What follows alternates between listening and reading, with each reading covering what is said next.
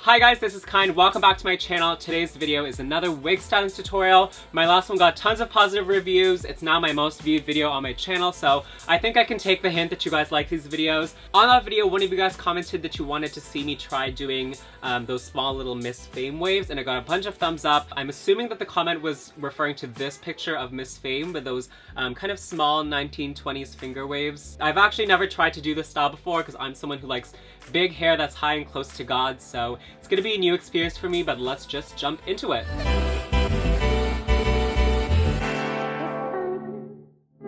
So the hair that I'm working on is this synthetic lace front wig. I got it from wigisfashion.com and I already blocked it onto this head, which, by the way, since a lot of you asked in my last video, this little brown thing here is from bobbypins.com. It's called a canvas wig block, and it's just to keep the wig sturdy and in place, but you could also use like a styrofoam head. If you don't know who Bobby Pins is, he's a wig master from New York City. He has an online shop full of wigs and wig making tools. I'll put all the details down in the description. But yeah, I just pinned this wig into the wig block. These are just little sewing pins, and this little white strip is some twill tape to help keep the lace laying flat. That way when I'm brushing and pulling on the wig, I don't have to worry about it moving, and it just stays nice and sturdy as if it were on my head.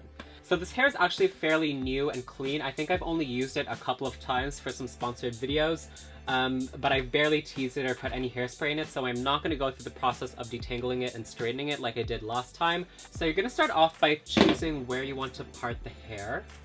And I like to part it right here because this is my good side. So I'm going to put in some rollers now, and I'm going to put in the rollers diagonally. So the hair is partially going that way away from the part, and also partially going that way away from the face. So you're going to take a section that's just a little bit smaller than the roller so that you don't have too much hair, and curl it away from the part but also away from the head, just like that. I'm taking two little pearl pins and pinning it into place. Taking the next section, brushing it out so that the curls come out really nice and clean and there's no little kinks in it. And again, doing the same exact thing. So these are my first three rollers. As you can see, it's roughly the same amount of hair, the same width section, and the same kind of diagonal direction. And I'm just gonna follow this pattern all the way down to the ear.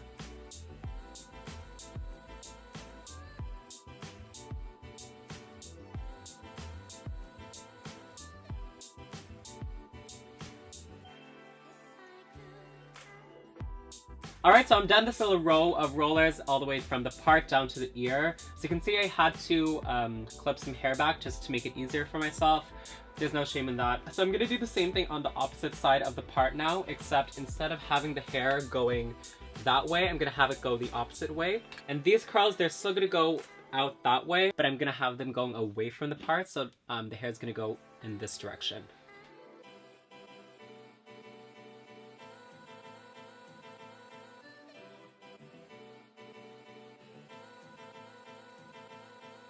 So this is what the hair looks like now from that first full row of rollers from ear to ear. Looks kind of crazy, but hair always has to go through a bad stage before it looks good.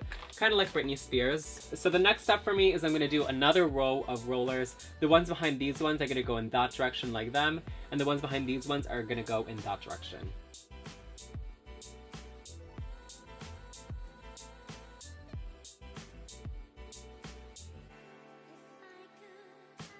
As I start going farther and farther back on the head, the shapes kind of take a different pattern. Since I'm following this diagonal shape all the way back, when I reach the back of the head, it kind of just looks horizontal instead of diagonal anymore. So for that reason, once I reach around the crown area, all of the hair is just going to be rolled horizontally going downwards.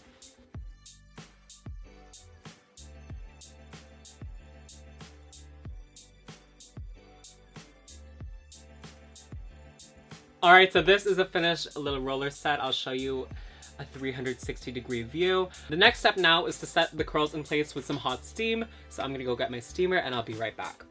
Okay, so I've got the steamer going, and all I'm gonna do is hover this around the hair so it kind of heats up the curls and sets them in place. And I got a lot of questions about this last time. For everyone who was asking, this is from Conair. That's literally the only thing that's written on this machine. Like I said, it's like 10 years old and it belonged to my mom, so I don't know what model this is or where you can even get it. Honestly, it's not even that good. Like, it always randomly stops, like just right now. And it always like overflows hot water on the floor, so I have to lay a towel down. it's this whole thing. As long as it gets the job done is all that's important to me, so I don't need no Versace steamer. Which is why everyone who's asking me in the comments where to get this, my answer is just to find the cheapest one at Walmart. Steam is steam, you know? A lot of you guys were also asking how long you're supposed to have the steam on this. I don't really have like a timer that's set out. Basically, I only steam it up until I feel that all of the hair is nice and damp from the hot steam, which usually takes a while, which is why to speed up the process, I take a little plastic bag. And then you're just gonna put your steamer up under this bag so it all gets trapped around the hair instead of going up out into the atmosphere. Make sure you're not neglecting the bottom of the head or the top of the head. You want to get it evenly on all of the curlers. So just give it a couple of minutes. Usually I honestly just wait until I'm tired of standing. So this bag is really hot, so I'm gonna leave this alone now. I'm gonna go eat a snack, make some cookies. You want to give it like maybe 1 to 2 hours. You want to wait until the hair is not hot anymore and not wet anymore. So I'm gonna go make some cookies and I'll be right back.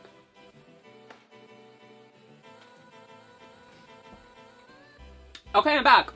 So I'm ready to take this bag off now. It's been maybe I'd say an hour and a half. It's definitely cooled down a lot. It's not hot at all. I guess I would say it's a little bit wet from the wet bag, but it's not that much of a problem. So I'm just gonna take each of these rollers out one by one.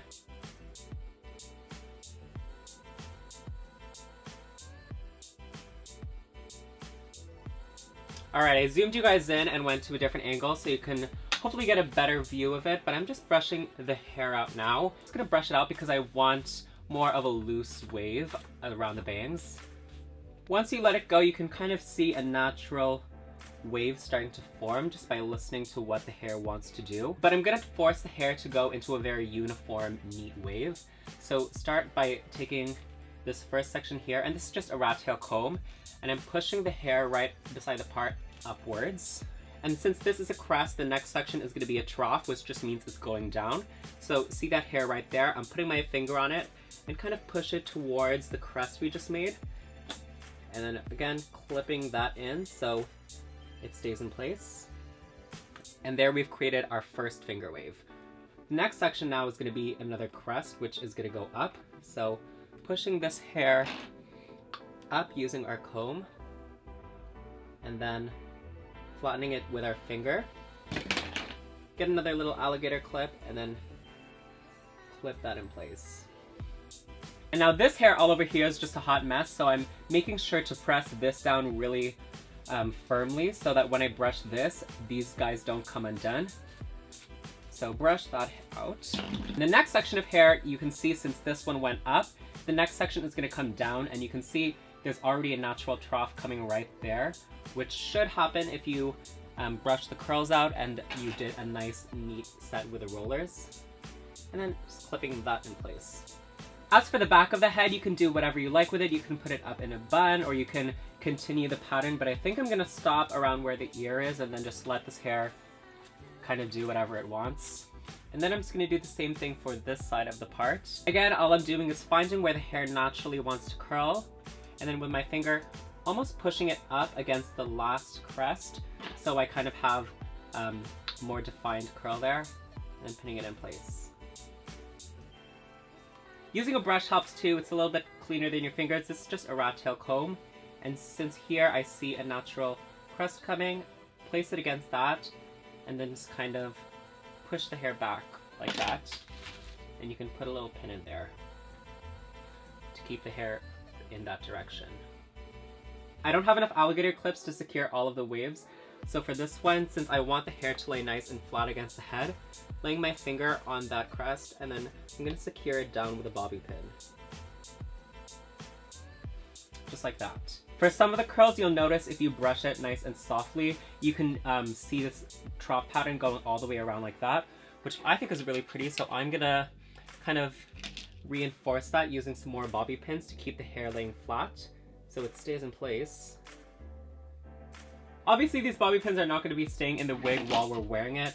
I'm just putting them in right now to kind of force the hair to lay the way I want it to, and later we're going to reinforce everything and freeze it in place with hairspray. So you're just going to fidget around with the hair until you like the way it looks. Like for example, this little piece right here, I kind of want it to fall onto my face like that, so I'm going to pull this section outwards a little bit, and if I really want it nice and flat, I'm going to put a little pin in that so it can't fall back that way. It's really all in the details. And this top section right here, I think I'm actually going to take that clip out because I kind of want it to go high like that, whereas these parts I want to lay flat on the head. So take that out, and since it's really frizzy, I'm going to softly brush. So this is how the hair looks now, and I hope you can see all the different curls, how it goes up and down and up and down and up and down. Once it's the way you like it, we're going to freeze it in with hairspray. So the way I spray my wigs is I use a combination of hairspray and a blow dryer on low heat, and I find that the hairspray combined with the heat just locks it in place.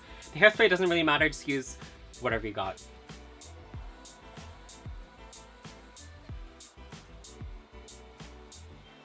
So as I'm spraying it, I'm going in with heat first and then switching to cool to set it in place. As you can see, I'm also pinching the waves right where the crest and trough meet, so it's really strong and well defined there. For the back, I'm not spraying it with hairspray. It doesn't really have the strong shape to it anyway, so I don't need to hold anything in place.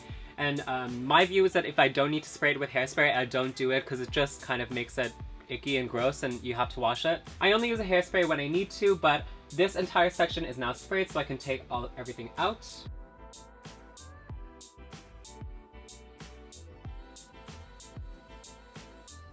This is a finished hairstyle, you guys. I hope you liked it and that you learned something cool today. It's reading to me as more like 1950s Marilyn Monroe more than it does 1920s flapper, so it's not exactly the look that I was going for. I think it's because the hair was too long and too thick, but that's not a problem for me.